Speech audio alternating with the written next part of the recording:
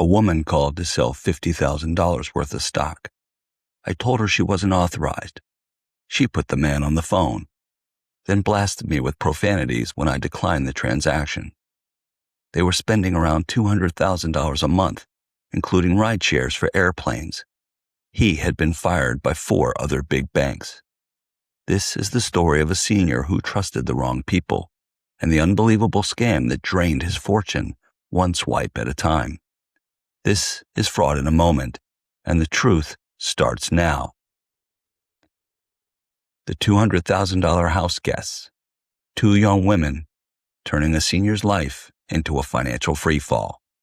It began with a phone call, routine on the surface but unsettling from the first sentence.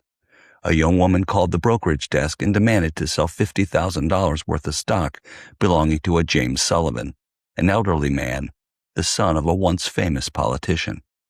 She wasn't authorized. She didn't have power of attorney. She didn't have any legal standing.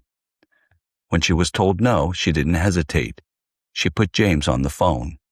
His voice was slurred, his responses confused. James was clearly impaired. Assistant VP Doug McAuliffe, the banker, declined the transaction. The young woman exploded, screaming profanities, furious that she couldn't move the money. It was bizarre enough for Doug to escalate. When the bank pulled Mr. Sullivan's records, the truth was staggering. This 80-plus-year-old man had 24-year-old twin sisters living in his house, each with debit cards tied directly to his accounts. And they had been spending money at a rate that didn't seem humanly possible, $180,000 a month. Charges were everywhere. Luxury purchases, random vacation transactions, and the most unbelievable of all, an Uber charge for a chartered airplane. He wasn't just being exploited, he was being drained.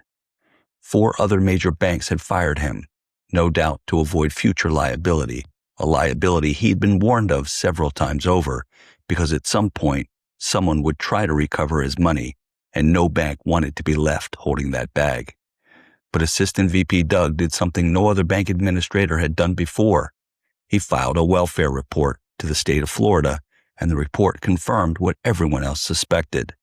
The 2 women were keeping him drunk and high, ensuring he remained impaired, compliant, and unable to challenge their spending. He had fired all of his attorneys the month before, eliminating the last people who could have protected him. But the most disturbing part, the part most unbelievable, the state could do nothing. Apparently, if an impaired senior wants to be financially exploited or is too impaired to understand it, intervention becomes nearly impossible. Autonomy, even in compromised form, becomes a shield for abusers. The next week, Doug checked James' account one more time.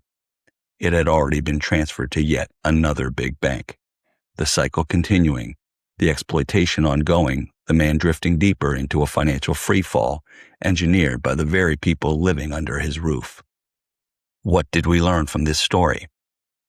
1. Impairment can be induced by abusers. Keeping a senior drunk or high is a known exploitation tactic. 2. Impairment dramatically increases vulnerability. Seniors under the influence or medically impaired cannot protect their finances. 3. Never give debit cards to people living in your home. Access equals control. 4. Large unexplained spending is a red flag, especially recurring monthly burn rates. 5. Firing attorneys removes critical safeguards. Legal advocates are often the only barrier between seniors and exploitation. 6. Financial institutions can refuse service to protect seniors and themselves. 7. State welfare agencies may have limited authority if the senior appears willing. 8. Family or housemates can be perpetrators. Proximity does not equal trust. 9. Monitor accounts frequently or assign a trusted third-party reviewer. 10. If something feels off, escalate immediately. Early intervention saves futures. 2 young women, 1 impaired senior, and a house where every debit card swipe erased another piece of his future. Fraud doesn't always look like hacking. Sometimes it looks like companionship, caregiving, or family. And this wasn't just fraud. It was operational control, psychological manipulation, and financial devastation all wrapped into one. It worked because he was alone, impaired, and surrounded by people who treated his fortune like a bottomless ATM. This has been Fraud in a Moment, where we expose the schemes hiding in plain sight and give you the tools to protect what's yours. Until next time, stay alert, stay steady, and remember, exploitation, impairment, and isolation following the exit of those meant to protect you often succeeds in great financial ruin via transactions you'll never, ever undo.